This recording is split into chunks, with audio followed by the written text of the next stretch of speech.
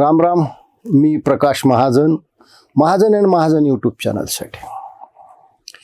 एक 2-3 घटना या 2 दिवसात महाराष्ट्रात घडल्यात, ज्यांच्यावर बोलणं अत्यंत गरजेचं आहे, आवश्यक आहे. पहिली घटना अहिल्यादेवी नगर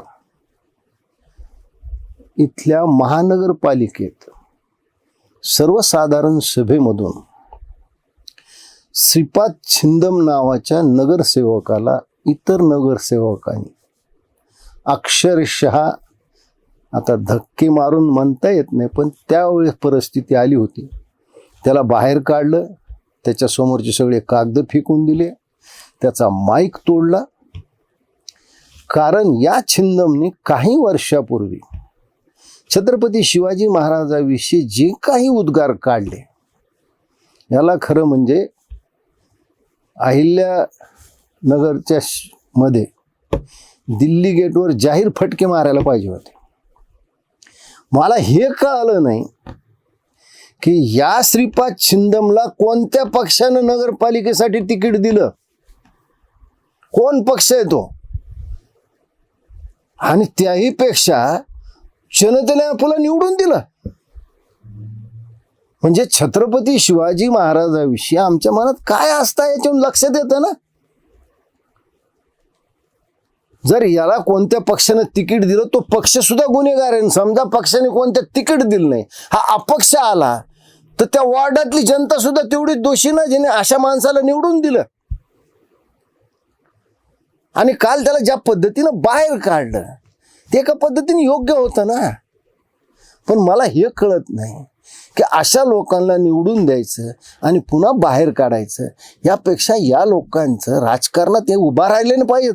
उभा राहील त्यांना कोणी मतदान न केलं पाहिजे. पण आमच्या संवेदना किती बोथट होत चालल्यात. छत्रपती शिवाजी महाराजाचा अपमान करणाऱ्या लोकांना सुद्धा आम्ही निवडून देतोय.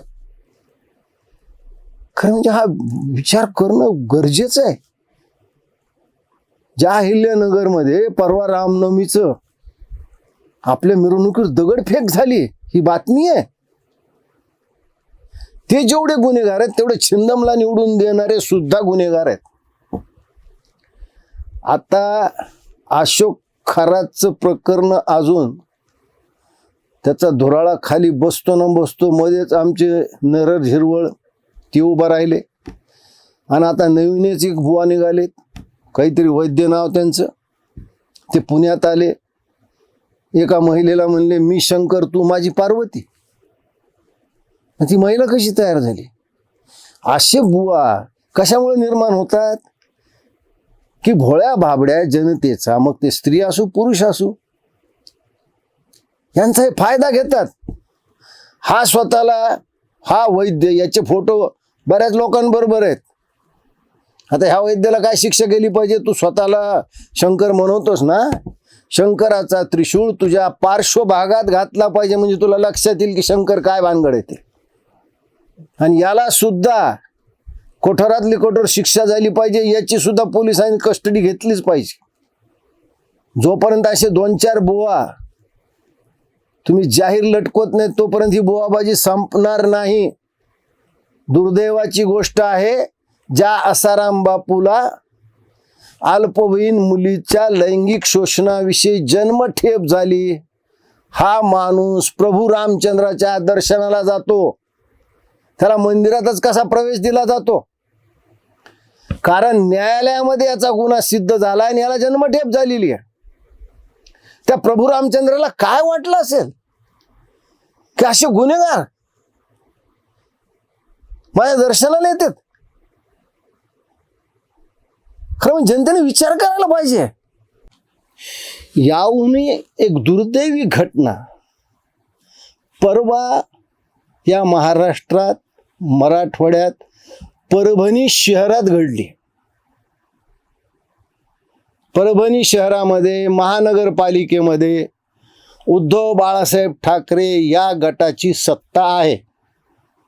या गटाचा मुस्लिम माणूस तिथं महापौर आहे. या गटाचे जेवढे नगरसेवक निवडून आलेत, त्याच्यात जास्तीत जास्त म्हणजे 13 नगरसेवक हे मुस्लिम आहेत. यांची हिम्मत बघा. की यांनी हनुमानाचं मंदिर 9 वर्षापूर्वी झालेल्या एका छोट्या तक्रारीवरून रामनवमीच्या दिवशी बाहेर काढून टाकलं ते मंदिर. ही बातमी मीडियामध्ये फारशी दिसली नाही. परभणीमध्ये रामनवमीलाच मोकळ्या जागेतील हनुमान मंदिर हटवण्याची कामगिरी उबाठाच्या ताब्यातील पालिकेनं केली आहे. परभणीत खान महापौर करून उबाठा गटाला हेच साध्य करायचं होतं. उबाठाचे परभणीत 25 पैकी 13 खासदार मुस्लिम समाजाचे आहेत. काँग्रेसच्या साथीनं उबाठानं इथे खान महापौर बसवला. मुसलमान मतांची मर्जी राखण्याची एकही संधी उबाठा सोडत नाही. म्हणूनच 9 वर्षापूर्वी केलेल्या तक्रारीवर रात्रीच्या काळोखात कारवाई करण्यात आली आहे. उद्धव जनाब, तुम्ही हिंदुत्व सोडल्याचा हाच तर मोठा पुरावा आहे.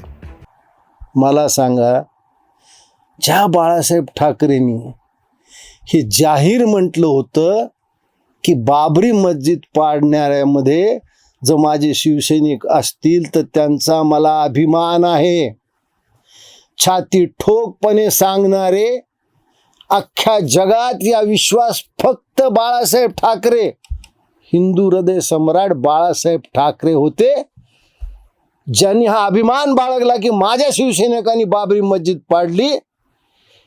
त्या बाळासाहेब ठाकरेचा हा कपाळ करंटा उद्धव ठाकरे, ज्याच्या महापौराने परभणीमध्ये राम भक्त हनुमान,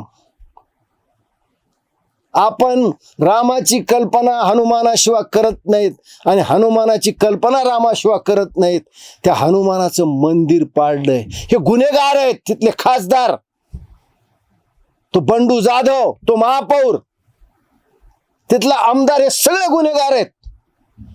मला तर असं वाटतं की आता हिंदूपासून हे ठाकरे परिवार दूर चाललेला आहे. त्यांना मतदान पाहिजे म्हणून हे दाड्या कुरवळीत आहेत. हे जाहीर व बोर्डाची साथ देत आहेत. यांचा खासम खास सोकान्या इफ्तियार पार्टी जाऊन मिटक्या मारीत खात आहे संजय राऊत. आता तरी हिंदूनं जागे व्हा आणि ओळखा, एकच आपले होते सर्वांचे हिंदू हृदय सम्राट बाळासाहेब ठाकरे. आता या ठाकरेंचा हिंदूशी कसलाही संबंध नाही. त्याच्यामुळे हिंदूंनी सुद्धा या ठाकरेशी कदाही राजकीय संबंध ठेवला न पाहिजे, एवढंच मी आपल्याला आवाहन करतो. धन्यवाद.